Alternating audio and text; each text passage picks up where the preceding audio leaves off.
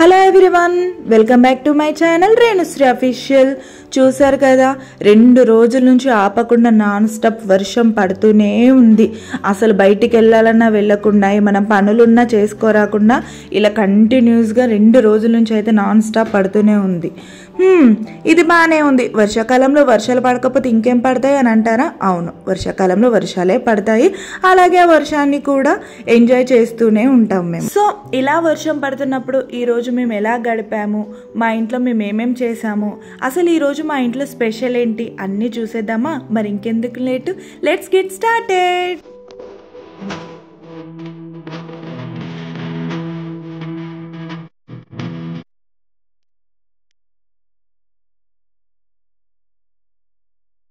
ఇది వచ్చేసి వెనస్డే రోజు వ్లాగ్. సో ఈరోజు అయితే నేను ఇక్కడ చపాతీ పిండి కలుపుతున్నాను. దీంట్లో ఏముంది స్పెషల్ చపాతీ పిండి కలపడంలో అనుకుంటున్నారా? అవును, ఈరోజు స్పెషలే ఉంది. ఈరోజు మా ఇంట్లో అంటే ఇంట్లో కాదు, కంప్లీట్ మా కమ్యూనిటీ అంతా కలిసి కులదేవునికి అయితే మొక్కుకున్నామండి. సో ఈరోజు మార్నింగే లేచి ఇంట్లో పనులన్నీ చేసుకుందామంటే చెప్పాను కదా, నాన్ స్టాప్ అలా వర్షం పడుతూనే ఉంది. సో అయినా సరే ఇంకా కులదేవునికి చేసుకుంటున్నాము అన్నప్పుడు ఎంత వర్షం ఉన్నా ఏమున్నా పనులు అయితే చేసుకోవాల్సిందే. ఆ వర్షంలో అలా తడుస్తూనే పనులన్నీ చేసుకొని ఆ తర్వాత ఫ్రెష్ అప్ అయిపోయి ఇంకా వంట చేయడం అయితే స్టార్ట్ చేసేసాను. మార్నింగ్ ఆల్రెడీ ఉప్మా టిఫిన్ చేశాను, పిల్లలు తినేశారు. నేనైతే ఇంకా టిఫిన్ చేయలేదు. చెప్పాను కదా మార్నింగ్ నుంచి నాన్ స్టాప్ అని, అందులోనూ కులదైవం కూడా మొక్కుకుంటున్నాము అనేసి. అదే కాక నేను ఈరోజు ఇల్లు క్లీనింగ్ పని కూడా పెట్టుకున్నాను. ఇల్లు క్లీనింగ్ అంటే అంత డీప్ క్లీనింగ్ ఏం కాదు. మేము రీసెంట్గానే ఈ ఇంట్లోకి అయితే షిఫ్ట్ అయ్యాము. ఒక 2 మంత్స్ కూడా అవ్వట్లేదు, 1.5 మంత్ అవుతున్నట్టుంది. అప్పుడే ఇల్లంతా డీప్గా క్లీన్ అయిపోయినట్టే ఉంటుంది కదా రీసెంట్గా షిఫ్ట్ అయినప్పుడు. సో అందుకోసమని ఆషాఢం వెళ్ళిపోతుండగా కంపల్సరీ ఇంట్లో అయితే బూజుకర్ర పెట్టి ఇల్లు దులుపుకోవాలి, శ్రావణం వచ్చేసరికి అనే ఒక నమ్మకం ఉంటుంది కాబట్టి దానికోసమని అలా దులిపినట్టు క్లీనింగ్ అయితే చేసుకున్నాను. ఎంత కాదన్నా ఎంత పై క్లీనింగ్ చేసినా నాకైతే 1 అవర్ అయితే టైం పట్టింది. మార్నింగ్ అంతా క్లీన్ చేసుకొని మళ్ళీ ఇంట్లో పనులన్నీ చేసుకొని ఆ వర్షంలో తడుస్తూ మళ్ళీ ఇంటి ముందు కడిగి ముగ్గులు వేసుకొని ఇవన్నీ చేసుకొని ఫ్రెష్ అప్ అయ్యి పిల్లలకి టిఫిన్ చేసి పెట్టి వంట చేసేసరికి ఇంకా ఈ టైం అయిపోయింది. కులదైవానికి మొక్కడము అని అంటే మేము వెళ్ళాము, మా ఇంట్లో మగవాళ్ళు మాత్రమే వెళ్తారు, పెద్దవాళ్ళు అందులోనూ మగవాళ్ళు వాళ్ళే వెళ్తారు. అక్కడికి కులదైవం దగ్గరికి ఎక్కడైతే మొక్కుతారో అక్కడికి వెళ్ళేసి మొక్కిన తర్వాత అక్కడ దేవుడికి అయితే మేకలు కోస్తారండి. సో మేకలు కోసిన తర్వాత అందులో నుంచి కొద్దిగా మెయిన్ పార్ట్స్ అయితే ఆ కూరలోంచి తీసి అక్కడే నైవేద్యంలాగా వండుతారు. మిగిలిందంతా ఇంటికి ఎవరింటికి వాళ్ళ ఇంటి పాల్లాగా చేసి కూర అయితే ఇంటికి పంపిస్తారు.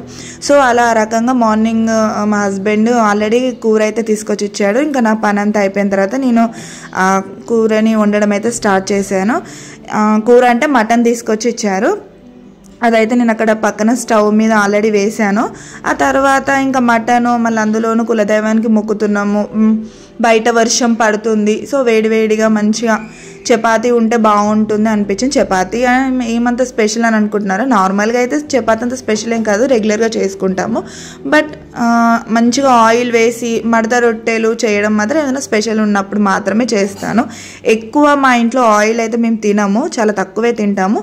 ఇలాంటి ఏమైనా స్పెషల్ డేస్ ఉన్నప్పుడు మాత్రం ఇలా కొంచెం ఆయిల్ వేసి మడత రొట్టెలు లాంటివి, పూరీలు లాంటివి ఏమైనా చేసుకుంటాము. అండ్ అలాగే ఈరోజు కూడా నేను మడత రొట్టెలు అయితే చేశాను అండ్ మటన్ కర్రీ కూడా ప్రిపేర్ చేశాను. మడత రొట్టెలు అంటే అందరికీ తెలిసిందే, తెలియని వాళ్ళంటే ఎవరు ఉండరు. బట్ నేను ఎలా చేసుకుంటాను అనేసి జస్ట్ ఎవరైనా కొత్తగా తెలియని వాళ్ళు ఉంటే చూసి తెలుసుకుంటారు కదా అనేసి చిన్నగా అలా చెప్తున్నాను అంతే, ఏం లేదు. మనం చపాతీ పిండి ఎలా అయితే కలుపుకుంటామో అలాగే కలుపుకొని ఒక 1/2 అవర్ అట్లా పక్కకు పెట్టేసుకొని ఆ తర్వాత చపాతీ ముద్దలా చేసుకొని ఇలా ఫస్ట్ ఒక చిన్నగా చపాతీలా చేసి దానిపైన ఆయిల్ అప్లై చేసి దాన్ని ఫోల్డ్ చేసి మళ్ళీ ఇంకొంచెం ఆయిల్ అప్లై చేసి అండ్ సెకండ్ ఫోల్డింగ్ కూడా చేసి ఆ తర్వాత చపాతీలా చేసుకోవడమే. ఈ మడత రొట్టెలకు పర్ఫెక్ట్ రౌండ్ షేప్ అయితే ఏం రాదు. ఎవరైనా బాగా ఎక్స్పర్ట్స్ అయితే మేబీ వస్తుందేమో, బట్ నేను చేసినప్పుడు అయితే ఇలాంటి షేప్సే వస్తాయి. నార్మల్ చపాతీ అయితే పర్ఫెక్ట్ రౌండ్గా వస్తుంది, వీటికైతే ఇలా ఉంటుంది, ఈ షేప్స్ అయితే వస్తాయి నాకు. సో నేను అలాగే చేశాను. ఇంకా తర్వాత పెనం మీద వేసి ఆయిల్ అప్లై చేస్తూ ఇలా కాల్చుకోవడమే. మడత రొట్టెలకు ఖచ్చితంగా ఆయిల్ ఉండాల్సిందే. మీరు వేరే చపాతీలకు ఏ ఆయిల్ వేసుకోకపోయినా పర్లేదు, బట్ ఈ చపాతీస్కి మాత్రం ఆయిల్తోనే taste. And comparing to normal chapatis, ఈ చపాతీ స్పెషల్ ఏంటంటే చాలా టేస్ట్గా ఉంటాయి.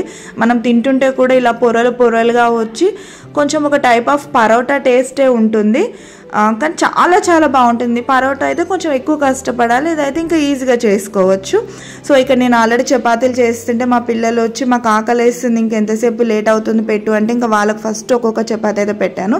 ఇక్కడ మా హస్బెండ్ చెప్పాను కదండి, నేను కూరలో నుంచి దేవుడి కోసిన మేకలో నుంచి కొంచెం కొంచెం మెయిన్ పార్ట్స్ తీసి అయితే అక్కడ నైవేద్యంలాగా వండుతారు అని చెప్పాను కదా. అక్కడ కులదైవం దగ్గర అయితే నైవేద్యం వండారండి. వండిన తర్వాత అక్కడ మొక్కేసి మా హస్బెండ్ ఆ ప్రసాదాన్ని ఇంటికి తీసుకొచ్చారు మా కోసం. సో వేడి ఎలా ఉందో చూడండి, చాలా చాలా బాగుంటుంది ప్రసాదం అయితే. కులదైవం దగ్గర వండిన ప్రసాదం మాకైతే చాలా చాలా ఇష్టము. అసలు ఎలా వండుతారో ఏమో తెలియదు, కానీ ఆ దేవుడి పేరు చెప్పి ఆ నైవేద్యం చేస్తారు, అసలు చాలా టేస్ట్గా ఉంటుంది. సో అందుకోసమని మా హస్బెండ్ తీసుకొచ్చారు. అందుకోసమనే కాదు, ఖచ్చితంగా ఇంటికైతే తెచ్చుకుంటాము. అలాగే ఈరోజు కూడా తీసుకొచ్చారు. ఆ తర్వాత నేను చపాతీస్ ప్రిపేర్ చేస్తుంటే ఇంకా ఇంతసేపు ఎందుకు ఇంత లేట్ అవుతుంది అంటే, నేను అక్కడ చెప్తున్నాను ఇప్పటికే కాదు నైట్ కోసం కూడా చేస్తున్నాను, మళ్ళీ నైట్ వేరే ఎందుకు చేసుకోవడం అనేసి మార్నింగ్కి ఆఫ్టర్నూన్కి నైట్కి కలిపి చేస్తున్నానని చెప్తున్నాను. సో ఇక్కడ నేను ప్రసాదం అయితే తింటున్నానండి. చెప్పాను కదా చాలా టేస్ట్గా ఉంటుంది ప్రసాదం అనేసి. నాకైతే చాలా ఇష్టము మా కులదేవుని దగ్గర చేసిన ప్రసాదము. సో మా పిల్లలకు కూడా తినిపిస్తాను నేను. మా బాబు తింటాడు నాన్ వెజ్, కాకపోతే మా పాప అయితే అస్సలు తినదండి. తనతో నేను నాన్ వెజ్ తినిపించాలి అంటే నాకు అదొక పెద్ద ఘట్టమే అని చెప్పాలి. చూడండి ఎలా తింటుందో. సో ఏదో ఒక రకంగానైతే మొత్తానికి అయితే తినిపించాను. కంపల్సరీ ప్రసాదం అయితే తీసుకోవాలి కదా అనేసి ఇంకా బెదిరించి నోట్లో అయితే పెట్టాను ఆమెకు. సో ఫైనల్గా అయితే కర్రీ అయిపోయింది, చపాతీలు అయిపోయినాయి.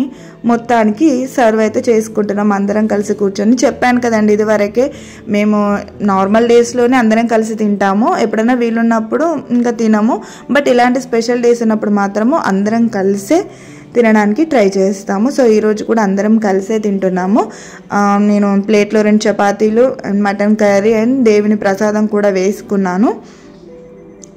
చెప్పాను కదండి చపాతీ మడత రొట్టెలు ఇలా ఈ విధంగా మనం చేసుకుంటే పొరలుగా చాలా అంటే చాలా టేస్ట్గా ఉంటుంది. ఒక్కసారి ఎవరైనా చేసుకొని వాళ్ళు ఉంటే చేసుకొని చూడండి ఇలా ఈ విధంగా, చాలా టేస్టీగా. మీరు ఎప్పుడైనా నార్మల్ చపాతీల కంటే ఇంక ఈ చపాతీలే కావాలి అనిపిస్తుంది, అంత టేస్టీగా ఉంటుంది.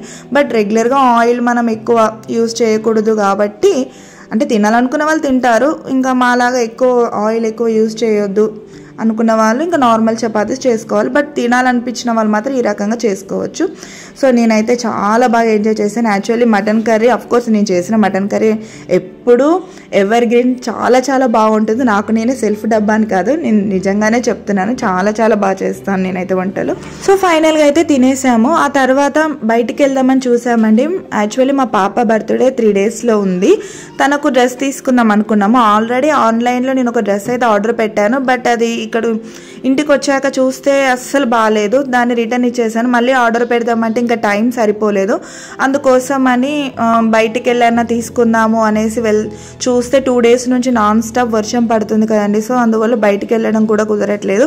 ఇంక ఇదంతా వద్దు, ఆల్రెడీ మనలో ఒక క్రియేటివిటీ ఉంది కదా, నాకు టైలరింగ్ వచ్చు, సో నేనే కుట్టేస్తే అయిపోతాయి కదా. ఇంట్లో నాకు చాలా శారీసే ఉన్నాయి నా అయితే, అందులోంచి ఏదో ఒక శారీ తీసి తనకు ఒక మంచి మోడల్ డ్రెస్ కుడదామని అయితే అనుకున్నాను బర్త్డేకి. యాక్చువల్లీ నాకు కుట్టడం వచ్చు, నేను చాలా బాగా కుడతాను, నేను టైలరింగ్ కూడా చేస్తాను.